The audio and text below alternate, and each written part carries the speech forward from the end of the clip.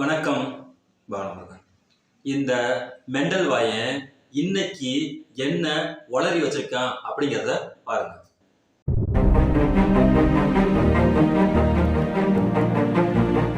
குடிக்க நீர் குடிநீர் விற்பனை செய்யக்கூடாது. இப்ப எனக்கு என் தங்கச்சி கொடுக்குது. கொக்கு குருவி ஆடு மாட்டுக்காரு கொடுப்பா. ஏப்ரல் மேல எங்க ஆத்தாப்பனுக்கு கிடைக்காத தண்ணி இந்த முதலாளிக்கு எப்படி கிடைக்குது? அழைச்சு பேசினா ஆயிரக்கணக்கான போத்தலை கொண்டாந்து தர்றானே, அவனுக்கு எங்கிருந்து ஒரு தண்ணி? இது மனிதன் குடிக்கிற திறன்ல இருக்குன்னு யார் சான்றிதழ் கொடுத்தது? ஐயா, நான் ஒரு கோடி கேள்வி இருக்கு இதுலயே. இந்த நிறுவனம் யாரு? இவர் வித்துக்கொள்ள உரிமை கொடுத்தவன். இது பரிசோதிச்சு தந்த மருத்துவர் யாரு? இது குடிக்கலாம், மனிதன் குடிக்கிற திறனோடு இருக்குது. அப்படி ஏதாவது இருக்காங்க? உலக உயிர்களின் உயிராகாரம் இது யாரு விற்பனை பொருளா கொண்டு வந்தது யாரு? அறிவை வளர்க்கும் கல்வியை, உயிரை காக்கும் மருத்துவத்தை வியாபாரமாக்குனது யாரு? அதெல்லாம் மாற்றணும்னு நினைக்கிறேன். இந்த நாட்டின் பொருளாதார கொள்கையை தலைகளா மாற்றணும்னு நினைக்கிறேன். காந்தி கண்ட எங்க தாத்தா ஜேசி குமரப்பா, இந்திரா காந்தி, நேரு, இன்னும் எங்க தாத்தா காமராஜர், இவர்கள் கண்ட தற்சார்பு பொருளாதாரத்துக்கு போகணும்னு நினைக்கிறேன். அதாவது குடிக்கிற தண்ணி போத்தல் இருக்கு பாருங்க, போத்தல். அதாவது நம்மளாம் மினரல் வாட்டர்னு சொல்லுவோம் பார்த்தீங்கல்ல, அதெல்லாம் அவர் வாயில வராது. அவரு தூய தமிழ் மட்டும்தான் அவர் பேசுவாரு. ஏன்னு கேட்டுட்டீங்கன்னா, அவர் தான் நாம் தமிழர், நாமே தமிழர்னு சொல்றவராச்சு. அதனால அந்த போத்தலுக்கு வந்து போத்தலுக்குள்ள இருக்கக்கூடிய தண்ணி எல்லாம் இங்க வந்துகிட்டு விற்கிறது. அதாவது எங்க ஆயாவுக்கும் எங்க பாட்டிக்கும் தாத்தாவுக்கும் கிடைக்காத தண்ணி வெயில் காலத்துல இவனுக்கு கொடுத்தவன் யாரு அப்படின்னு சொல்லி கேட்கிறாப்படி. இது இல்லாம நிறைய கேள்விகளை கேட்டுட்டு தெரிஞ்சுட்டு இருக்கேன். நாம தான் தெரியாம தான் கேட்கிறோம். இதெல்லாம் இவன் யார பார்த்து கேட்கிறான்? நம்மளை பார்த்து கேட்கிறானா? நாம தான் கேட்கிறோம். டே வென்று, நீ தானே கட்சி வச்சு ஒரே கிளிய கிழிச்சு கேப்பையால நட்டு நட்டு நட்டு நட்டு வைக்க போறேன்னு சொல்லல. அதனால நாங்க தான் உன்னை பார்த்து கேட்டுட்டு இருக்கோம். நீ என்னடான்னா எங்களை பார்த்து கேட்டுட்டு இருக்கிற. அதனால இவன் கேட்க வேண்டிய கேள்வி யார பார்த்துனா, இங்க இருக்கக்கூடிய முதலமைச்சரை பார்த்து கேட்டுட்டு இருக்கான். ஆனா இங்க இருக்கக்கூடிய இவன் கேட்கக்கூடிய எல்லா டிபார்ட்மெண்ட்டும் எந்த துறை ரீதியா சம்மந்தப்படுதுன்னு கேட்டா, இவனுடைய முதலாளி மோடியோடைய சம்மந்தப்பட்டது. இவன் அங்க பார்த்து கேள்வி கேட்பானா? சில்வாயில ஒரே அடியை அடிச்சு ஓடுறா மூலஞ்சிட்டு அப்படி துரத்தி விட்டுருவாங்க. ஆனா இங்கே வந்துகிட்டு இவர் பண்ண போறாராம் தற்சார்பு பொருளாதார கொள்கை அப்படிங்கிறத ஒன்ன போட்டு ஒரே அடியை அடிச்சு கிழிக்க போறாராம். தற்சார்பு பொருளாதார கொள்கைன்னா என்னன்னு தெரியுங்களா உனக்கு? சாணி, மாடு சாணி போட்டவன என்ன பண்ணணும்? இந்த தற்சார்பு பொருளாதார குடுக்கை இருக்காங்க பாருங்க, எல்லா பேரும் ஓடி வந்து சாணியை ஃபுல்லா போட்டு உருட்டி அங்க இருக்கக்கூடிய செவுறு இருக்கு பாத்தீங்களா, செவுத்துல வந்து வெராட்டி அடிப்பாங்க. உருட்டி வெராட்டி அடிச்சு வெயில் அடிச்சு காஞ்சு கருவாடாகி அதெல்லாம் வெராட்டி ஆகிற வரைக்கும் எல்லாத்தையும் வாங்கி அடுக்குவாங்க. அதுக்கப்புறமேட்டுக்கு இவன் சொல்றாங்க தற்சார்பு பொருளாதார மண்டலத்துக்குள்ள இருக்கக்கூடிய ஆடு மாடு நாய் நரி என்னென்ன இருக்கோ எல்லாத்தையும் ஒட்டு மொத்தமா வச்சு இவனுங்களே வளர்ப்பாங்க. அந்த ஆடு மாடுகளை இவனுங்களே வெட்டி இவனுங்களே சாப்பிட்டு எல்லாம் இவனுக்குள்ளே உட்காந்துருப்பாங்க. பக்கத்து மாநிலத்துல இருந்து ஒரு பொருளை உரலை நீட்டி வாங்க மாட்டான். ஏன்னா கன்னடம் பேச போறான். ஏண்டா தற்சார்பு பொருளாதார மண்டலம் பேசக்கூடிய கூறுகட்ட முண்டமே, காவேரி தண்ணி எந்த பக்கத்துல இருந்தா வருது? உன் தற்சார்பு மண்டலத்துல பூந்து அடிச்சுட்டு போகுதா? காவேரிங்கிற ஒரு வந்துட்டு என்ன குடகுல வந்துட்டு இருக்கு. கன்னடத்தின் குடகுல இருந்து வந்துட்டு இருக்கக்கூடிய காவேரி நீர் எங்க போய் சேருது? அரபிக்கடல்ல போய் இங்க வங்காளத்துல போய் வங்காள விரிகுடால போய் சேருது. அப்போ உன்னுடைய தற்சார்பு பொருளாதார மண்டலம் ஒருவேளை தாகத்துக்கு நிக்கல, கபோதிக்கு தற்சார்பு பொருளாதார மண்டலத்துல நீ வந்து நிப்பாட்ட போறான். அதுக்கெல்லாம் துணைக்கு இவன் யார அழைக்கிறான்னு பார்த்தா, இந்திரா காந்தி வருவாங்களாம், நேரு வருவாங்களாம். ஏன் காங்கிரஸ் தலைவர்கள் எல்லாத்தையும் ராஜீவ் காந்தி, அதுக்கப்புறம் சோனியா காந்தி, இப்ப இருக்கக்கூடிய ராகுல் காந்தி, இங்க இருக்கக்கூடிய செல்வ பெருந்தகை எல்லாத்தையும் அழைச்சிட்டு வா. அதுல இல்லாம வந்துட்டு காமராஜர் வருவாராம். இந்த காமராஜரையும் இந்த தெய்வ திரு முத்துராமலிங்க தேவர் ஐயா அவர்களையும் இல்லாம வாயி ஒரு நாளைக்கு இப்ப லிப்ஸ ஓபன் கூட பண்ணாது போலக்கு.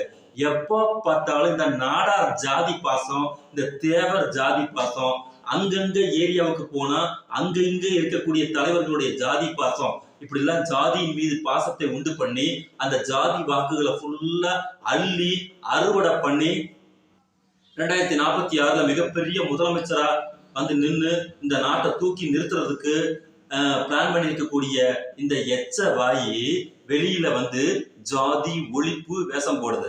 நேத்திக்கு ஒரு கித்தனா வாய் பேச்சு பேசும், இன்னைக்கு வந்து அந்த பேச்ச வந்து மாத்தி பேசும். அதனால இவன் பேசியிருக்கக்கூடிய இந்த பேச்ச குறைந்தபட்சம் நம்ம என்ன சொல்றோம்னா குறைந்தபட்சம் அறிவு உள்ளவன் கேட்கக்கூடிய ஒரு விஷயம் தானா. அதாவது யாரு வேணாலும் என்னத்தை வேணா பேசலாம். ஒருத்தர் சினிமா படம் எடுக்கிறாருன்னா பேய் படமும் எடுப்பார். அந்த பேய் படத்தையும் பார்த்து நம்ம ரொம்ப ரசிச்சுட்டு பரவாயில்ல சில நேரம் பயந்துட்டு கூட நம்ம வீட்டுக்கு வந்து சேருவோம். ஆனா வீட்டுக்கு வந்து சேர்ந்த உடனே அந்த பேய் படம் உண்மையான்னு கேட்டா அது பேய் படம், அது கதை, அவ்வளவுதாங்கிற அறிவு நம்ம எல்லாத்துக்குமே இருக்கு.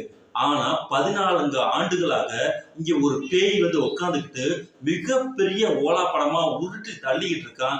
அந்த படத்தை நம்மளை போன்றோர் இருக்கிறவங்க எல்லாமே என்ன பண்ணுவாங்களா, இந்த மாதிரி பெரியார் அப்படிங்கிற ஒரு கண்ணாடியை போட்டுக்கிட்டு பார்க்கும்போது இவன் பண்ணக்கூடிய கேவலமான அந்த டான்ஸ் இருக்கு பாத்தீங்கல்ல, அந்த நைட்டு டான்ஸ், அந்த கேவலமான டான்ஸை நம்ம பார்த்துட்டு இருக்கோம்.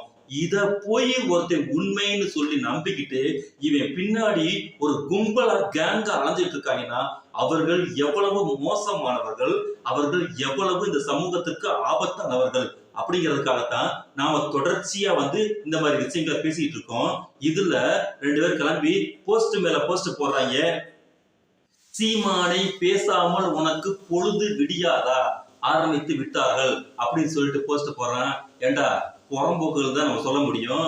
சீமானை பேசாமல் பொழுது விடியாதனா சீமானுடைய வாய்க்கு முதல்ல பூட்டு போடுறா. அவன் என்ன பேசுகின்றான், நாம் ஏன் அப்படிங்கிற ஒரு வார்த்தையை நாம் குறைந்தபட்சம் மறந்தே போய்விட்டோம்.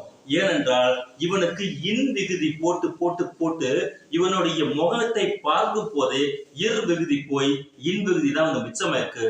காரணம் இவனுக்கு அடிப்படையிலேயே மனப்பிறழ்வு பிரச்சனை இருக்கு. யாராக இருந்தாலும் எவராக இருந்தாலும் அவரை நாம் என்ன சொல்றோம், அவர் என்று பேசும்போது இவன் அவர்களை அவன் இவன் அப்படிங்கிற ஒருமை விகுதியை போட்டு பேசும்போது இவனுக்கு ஒத்த செருப்புலதான் அவன் அடிக்கணுங்கிற ஒரு முடிவு வந்துட்டனாலதான் இவனை இவன் அவன்னு சொல்லி நம்ம பேசுறோம். இவனுக்கு இங்க இருக்கக்கூடிய குடியரசுத் தலைவராக இருக்கக்கூடிய திருமதி மாண்புமிகு அவங்க என்ன சொன்ன மாண்பமை திரௌபதி முர்மு அவர்கள் இருக்காங்க பாத்தீங்கல்ல, அவங்கள ஆரம்பிச்சு நேத்திக்கு பிறந்திருக்கக்கூடிய குழந்தைகளாக இருந்தா அந்த குழந்தைகளையும் நாம வாங்க போங்கன்னு பேசக்கூடிய அந்த அளவுல இருக்கக்கூடிய நமது கற்றல் அறிவு இவன் என்ன பண்ணி வச்சிருக்காங்கன்னா அவங்களையும் இல் போட்டு பேசிட்டு இங்க இருக்கக்கூடிய கடைசியில இருக்கிற அவன் இவன் வாடா போடான்னு பேசுறானா இவனை நாம் எந்த இடத்தில் வைத்து பேசுவது அப்படிங்கிற இடத்துலதான் இவனுக்கு நாம் இவன் என்று நம்ம பேசக்கூடிய இடத்த நாம் பேசுறோம். ஏனென்றால் மரியாதை கெட்ட சீரழிவு முண்டம் எதுன்னு கேட்டா இந்த 14 ஆண்டுகளாக இவன் பேசிட்டு இருக்கக்கூடிய இந்த பேச்சு. அப்போ இவன் காலங்காத்தா இவனுடைய ஜாம்பிஸ் எல்லாம் பெரிய உத்தமன் மாதிரி உத்தமிகள் மாதிரி வந்துகிட்டு மேல எழுதுறாங்க. விடிஞ்சு எந்திரிச்சா வந்து சீமான்ட்ட வந்து நின்றுறாங்கன்னா விடிஞ்சு எந்திரிச்சா நீ ஏன்டா மைக்கு முன்னாடி வந்து நிக்கிற, உன்கிட்ட யாராவது கேட்டாங்களா, உங்ககிட்ட இங்க வந்து அரசியல் பாடத்தை நடத்துங்கள் ஆசிரியரே அப்படின்னு யாராவது வந்து உங்ககிட்ட நின்னாங்களா? ஒரு தெருவுல போகக்கூடிய ஒரு நாய் போட்ட வந்து நின்னுச்சா? இன்னைக்கு வந்து ஏதாவது எங்களுக்கு லாஜிக் பாலிடிக்ஸ் லாஜிக் ஏதாவது சொல்லு அப்படின்னு சொல்லி கேட்டாங்களா? நீ எதுக்கு ஒரு மைக்க லேசா முன்னாடி நீட்டினா வந்து கடிக்க ஏன் நீ வர்ற? கேவலமா உனக்கு இல்ல. அதுவும் இந்த இந்தியால யாராவது ஒருத்தர் பேட்டி கொடுக்க வர்றாங்கன்னா பெரிய கும்பலை கூட்டிகிட்டு வந்து அதுவும் டாபிக் வாய்ஸான கும்பலை கூட்டக்கூடிய கேடியிலும் கேடித்தனமான வேலையை இவன் எவ்வளவு தெளிவாக செய்து கொண்டிருக்கிறான்னு கேட்டீங்கன்னா, உதாரணத்துக்கு லேடிஸ் பிரச்சனை ஏதாவது ஒண்ணு வந்துருச்சுன்னா பின்னாடி ஃபுல்லா புடம் போட்டு எல்லாத்தையும் லேடிஸா நிப்பாட்டிக்குவான். அதே மாதிரி ஏதாவது ஜென்ஸ் பிரச்சனை ஏதாவது இடஒதுக்கீடு பிரச்சனை ஏதாவது பின்னாடி ஃபுல்லா வக்கீல நிப்பாட்டி வச்சுக்குவான். என்னதான்டா உங்களுக்கு பிரச்சனை? சிங்கிளா இவன் சிங்கிளா வருது சிங்கிளா வருதுன்னு எங்க நீ சிங்கிளா வந்துட்டு இருக்க? நீ வர்றத பார்த்தா உன்னுடைய தொடநடிக்கைத்தனத்துக்கு 10 பேரை பின்னாடி நிக்க வச்சுக்கிட்டு ஆளெல்லாம் கும்பல் கூட்டி வச்சுக்கிட்டு முன்னாடி வந்துகிட்டு ஒரு கருத்து சொல்றேன்னு வந்து நிக்கிறியே, உனது கருத்தை பார்ப்பதற்கு எங்களுக்கு கேவலமாக இருக்கிறது, அவலமாக இருக்கிறது. ஏன் வந்துகிட்டு உனது கருத்துக்களுக்கு நாங்க பதில் போட்டுட்டு இருக்கோம் கேட்டா அடுத்த நிமிஷமே சொல்லக்கூடிய அந்த கேடித்தனமான பொய்களை உண்மை என்று நம்புவதற்கு இங்கே ஒரு பெரும் கூட்டம் இருக்கிறது.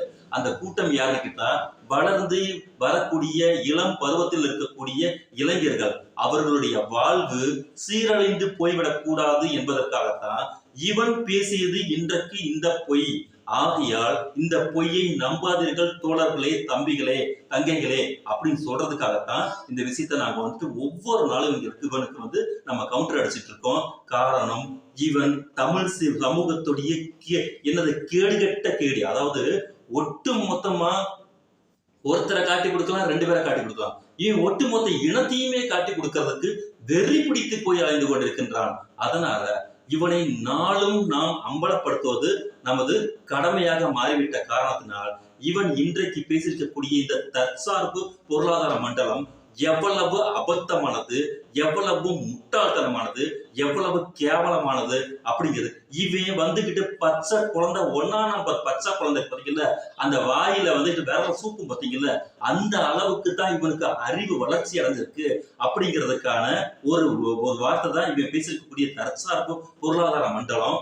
இந்த முண்டா என்ன பண்ணுவான்னு கேட்டீங்கன்னா, தற்சார்பு பொருளாதார மண்டலத்தை உருவாக்க போறேன்னு சொல்லிவிட்டு இவன் சொகுசு கார்ல பயணம் செய்வான். இவனுக்கு ஒரு கார் வாங்கி வச்சுக்குவான், இவன் பொண்டாட்டிக்கு ஒரு கார் வாங்கி வச்சுக்குவான், இவன் அல்லக்கை சால்ரா முண்டங்களுக்கு எல்லாம் வாங்கி வச்சுக்குவான், பிராண்டட் டிஷர்ட் போடுவான், நல்ல வெளிநாட்டுல இருந்து இறக்குமதி பண்ணிருக்கக்கூடிய அந்த ஜிம்ல இருக்கக்கூடிய அந்த கூடிய கருவிகளை எக்ஸசைஸ் பண்ணிக்குவான். எல்லா விதமான ஹைலி ஃபுட் இருக்கு பாத்தீங்கல்ல, அந்த ஹைலி ஃபுட்டை வந்துகிட்டு அந்த மிஷினரிஸ் தயாரிச்சிருக்கக்கூடிய அந்த ஃபுட்டுகளை தான் இவன் விரும்பி சாப்பிடுவான். அத்தனையுமே இங்க இருக்கக்கூடிய உலகமயமாக்கல் அப்படிங்கிற ஒரு பெரிய அரிய தத்துவம், செயல்பாடு, நீதி. இன்றைக்கு உலகம் அனைத்தும், இந்த உலகத்தில் இருக்கக்கூடிய அனைத்து பொருட்களும் அனைத்து மக்களுக்கும் உரியது அப்படிங்கிற ஒரு விஷயத்தை இங்கே இருக்கக்கூடிய டாக்டர் மன்மோகன் சிங் முதல்ல இந்தியாவுக்கு உலகமயமாக்கலை வந்துட்டு அறிமுகப்படுத்து. அப்ப இவனுடைய முதலாளி இருக்கான் பாத்தீங்களா, கேடுகட்ட RSS இந்த கேடி முதலாளிகள் எல்லாமே கடுமையாக எதிர்த்தார்கள். ஆனால் இன்றைக்கு அந்த முதலாளித்துவத்தை முழுமையாக முழு வீச்சாக வெறி கொண்டு ஆதரிக்கக்கூடிய இந்த கேடிகள் அங்க இருக்கக்கூடிய RSS பிஜேபி செஞ்சுக்கிட்டு இருக்கு.